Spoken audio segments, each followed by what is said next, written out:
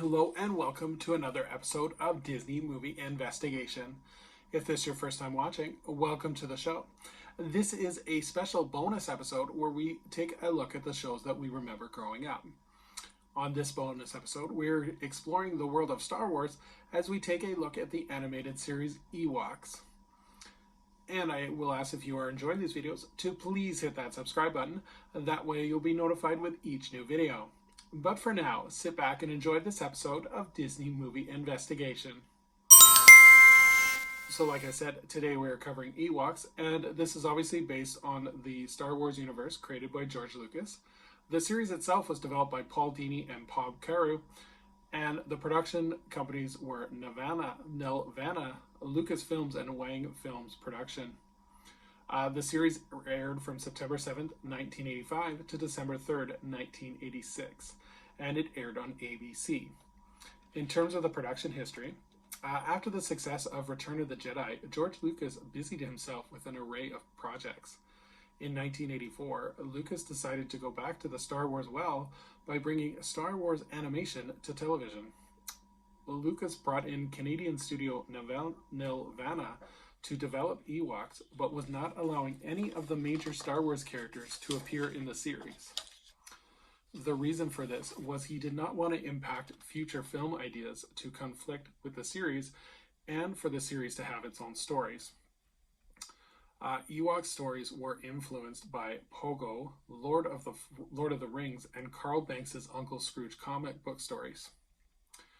Lucas insisted that the stories be better quality than any other animated shows and that they have a lot of emotion to them. Lucas would also insist that the series have more animation cells than any other animated shows on at the time. He did not want to have characters with moving mouths. He wanted full range animation. Because of the recent Reagan administration, the stories also had limitations on what they could show on children's television at the time. These included no guns, including blasters, fires can only be started by magical creatures, and physical contact like fighting could not be seen, and characters in vehicles always had to wear seatbelts. Despite the restrictions, Ewoks is known for its incredible animation, and with each episode costing between $500,000 to $600,000 per episode. The first season had a unique theme song written by blues artist Taj Mahal, and the first season was actually paired with another animated Star Wars series, Droids, and the hour was actually advertised as the Ewoks and Droids Adventure Hour. After the first season, however, the show changed with a new cast and a new direction. ABC TV wanted the show to have more bright colors and the stories be more light and fluffy with less emotion. The show was advertised as the all-new Ewoks, and its format changed from one main episode to two 11-minute short episodes. It also included a new theme song, which was entitled Friends Together, Friends Forever, and this was written by Paul Gleason. So in terms of the show itself, the series recounts the adventures of the Ewoks years before the Battle of Endor. Here, Wicket M. Warwick is a young Ewok struggling to achieve maturity in his community. This leads to a series of adventures with his friends Princess Kanisha, who is heir to her chieftain, Latara, the aspiring musician, and Tebow, the animal empath. Together, they help the adults protect the village from their enemies, Morog, the Tolga Witch, and their rival species, the Duloks. So in terms of the cast, so we have in terms of the character Wicked Washiri Warwick, we had Jim Henshaw, who voiced the character in Season 1, and Denny Delic, who voiced the character in Season 2. Whittle Warwick was voiced by John Stalker for both seasons. Princess Kanisha was voiced by Cree Summer in Season 1 and Janine Reynolds in Season 2. Chief Charpa was voiced by George Buzza in Season 1 and Rick Chimo in Season 2. Tebow was voiced in Eric Peterson in Season 1 and James Cranan in Season 2. King Gornisha was voiced by Dan Hennessy in Season 1 and Cody Ryan in Season 2. Queen Olga was voiced by Melanie Brown for both seasons, and Master Logray was voiced by Doug Chamberlain for both seasons.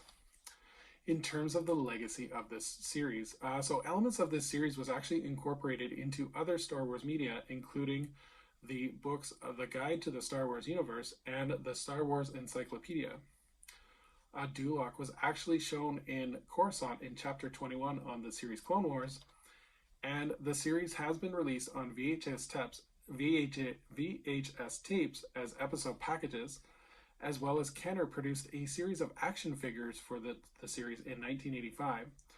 A second series was prototyped but was cancelled after poor sales. And finally, in 1985, Star Comics published bi-monthly comic books based on the Ewoks animated series for a total of 14 issues. So, impressions of the series. So I never saw this on TV. It was before right when I was born, so I was a little young for it. I watched the episodes on Disney Plus, where it currently is. The series definitely had potential. I felt the stories, though, confused on who the target audience is. While some of the stories target a preschool audience, the characters and dialogue are more geared towards a pre-teen audience. So it was kind of a mixed blending of trying to please everyone, but it just made the stories kind of muffled. I like the character designs. They're right out of Return of the Jedi. I find the series interesting as the first and second season are completely opposite of each other.